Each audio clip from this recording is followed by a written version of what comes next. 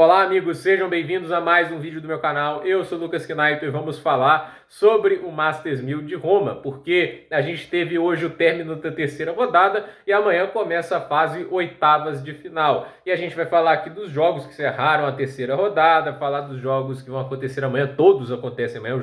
Os jogadores que avançaram hoje estarão nas quadras aí no Foro Itálico amanhã. E a gente tem aqui alguns jogos interessantes que aconteceram hoje, alguns nomes que muita gente considerava favoritos, candidatos ao título já caíram, outros avançam, alguns tenistas ali lutando por conseguir mais um título de Masters 1000 e outro vendo a chance de conquistar o título inédito. Roma ficou muito aberta, imprevisível, não há um favorito claro, não é Daniil Medvedev o atual campeão, tem sofrido até agora, ainda não dá para cravar o Medvedev como favorito. A mesma coisa vale para Alexander Zverev e Tsitsipas, por não serem tão confiáveis, né? Tipo, são os tenistas com mais títulos de Masters 1000 ali entre os que estão na chave e sobreviveram. A gente tem o Hurkacz que tem 2 títulos, mas é um tenista que não tem lá o manejo total do saibro. Tá indo bem até agora? Tá, mas até que ponto o Hurkacz sobrevive com o jogo dele no saibro, entende? Eu acho que é isso que torna esse torneio tão interessante, até porque abre aí a porta para muitos outros surpreenderem. Vamos comentar sobre cada um dos 8 jogos que aconteceu hoje,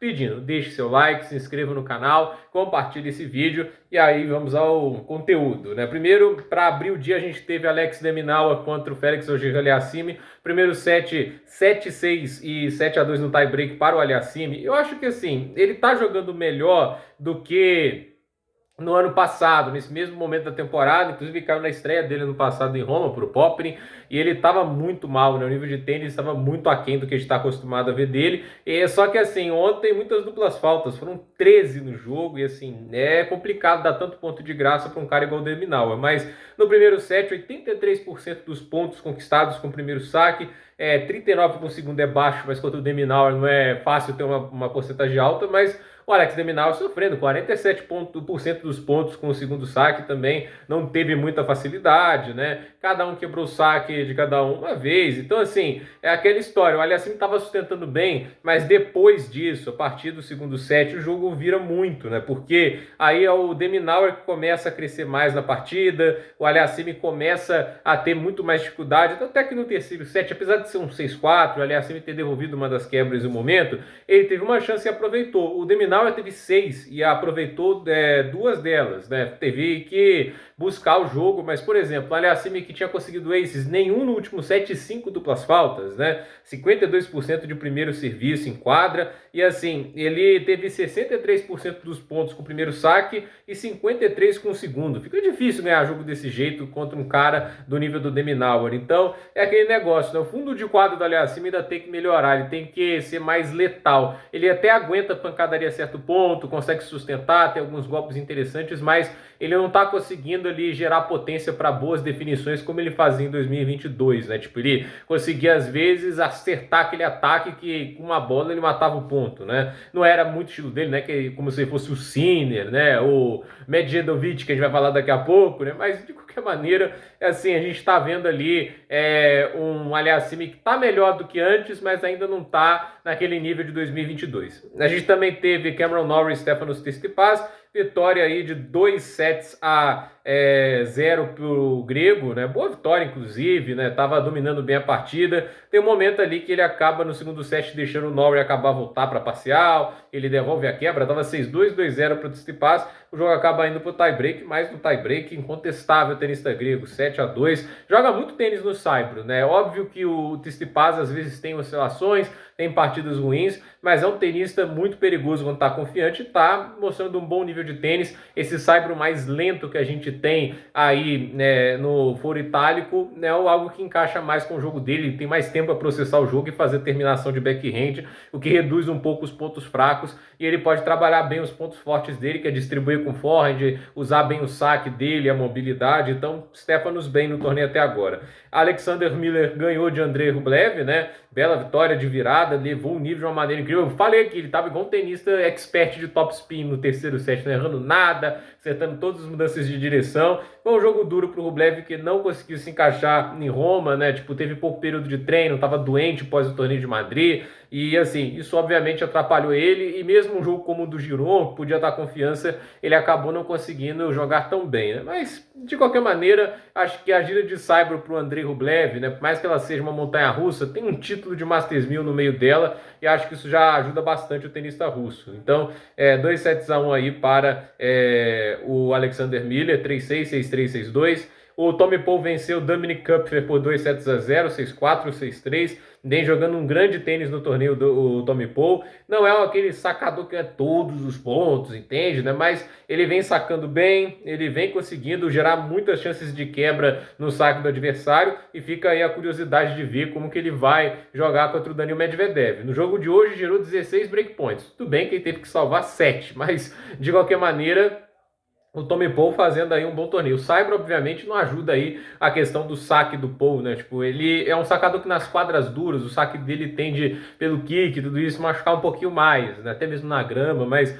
na quadra de Saibro ele tem que apostar mais nos outros recursos que ele tem, que são bons no fundo de quadra. Eu tô curioso para ver a postura de devolução que ele vai ter contra o Medvedev, porque isso surpreendeu muito, mas muito mesmo lá em Indian Wells, quase que ele tira o Medvedev nas semifinais. A gente também teve o Nicolas Jarre enfrentando o napolitano e vitória do tenista chileno, né? Não teve vida fácil, né? Fez 6-2 no primeiro set, mas perdeu o segundo 6-4, mas no terceiro o Jarre conseguiu ali vencer 6-4, conseguiu salvar alguns breakpoints. Teve aí períodos de oscilação Nicolas Jarre, indo para o segundo saque, menos de 40% dos pontos, né? É aquele jogo, inclusive, assim, que ele teve bastante dificuldade, né, para conseguir criar as oportunidades dele, mas a partir do segundo set, claro, o primeiro ele foi muito bem, mas de qualquer maneira ele consegue uma vitória, a melhor campanha dele em Masters 1000, desde aí do Masters 1000 de Miami até após campanhas bem discretas em Monte Carlo e Madrid. A gente também teve o Hurkacz vencendo o Etcheverry, tá fazendo um torneio fantástico o Hubert Hurkacz, perante o que a gente sabe do jogo dele, né, que teoricamente essa é a pior superfície dele, né, mas quando o tenista é bom ele dá um jeito, né, 11 aces no jogo, nenhuma dupla falta, ele conseguiu ali 60% do primeiro saque em quadra, e assim, 78% dos pontos ganham com o primeiro saque, 55% com o segundo, ou seja, menos vulnerável do que o Etcheverry quando se trata de segundo saque, né? E aí, aquele negócio, né? Teve 3 chances de quebra, né? Do Etcheverry, o Hurkacz salvou as 3.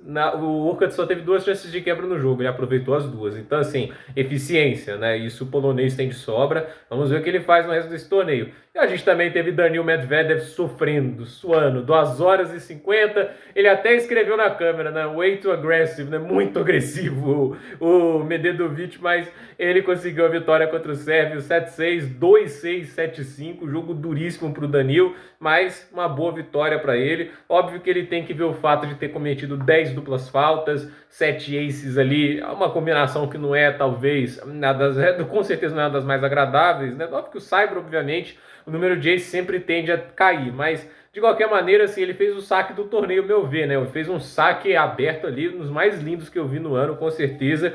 Tipo, pelo menos isso para apagar o fato de que ele não tá conseguindo jogar em primeiro saque como antes, né? 69% dos pontos com o primeiro saque, 42% com o segundo. Ele, inclusive, ganhou menos pontos que o Medvedev, porque o Medvedev ganhou 116, ele 109, mas é aquele negócio, né? O tenista diferenciado, mesmo no dia ruim, ele consegue tirar essas vitórias, né? E é isso que faz do Medvedev o melhor tenista da década de 90. Todo mundo num dia ruim dos destaques, Tim, Zverev, Tsitsipas, perde. O Medvedev dá um jeito e ele ganha a maioria desses jogos quando ele tá ruim. Não é à toa que o aproveitamento de vitórias dele vem sendo maior nos últimos anos. Não é à toa que ele tá muito à frente no ranking do Tsitsipas e do Zverev em termos de pontos. Baez venceu o Rune de virada, perdeu o primeiro set 6-2, domínio completo do Roger Rune, mas ele foi lá, continuou no jogo, persistiu. Primeiro set, inclusive, né? Tipo assim, a gente via um Rune muito melhor. O Baez tinha ganhado 47% dos pontos com o primeiro saque, 38% com o segundo, né? E aí no segundo set, essa porcentagem já amplia para 79% no primeiro saque e 67% no segundo. E aí começa a entrar mais no saque do Rune. O Rune só teve 36% dos pontos com o segundo saque, diferente dos 52% que ele teve no segundo set, no primeiro set, quer dizer, e 54% de primeiro serviço. Então essa pressão foi crescendo, e aí o Rune no último set jogou metade dos pontos dele com saque, enquanto o Baez estava conseguindo acertar muito o primeiro saque, teve 85% de aproveitamento de primeiro saque no último set, 14 de 17 pontos com esses primeiros saques, né? E assim, mesmo com o segundo, ele estava se garantindo, né? 2 de 3. Então, assim, o Rooney no último set só ganhou 4 pontos de devolução e o Baez ganhou 16. Então,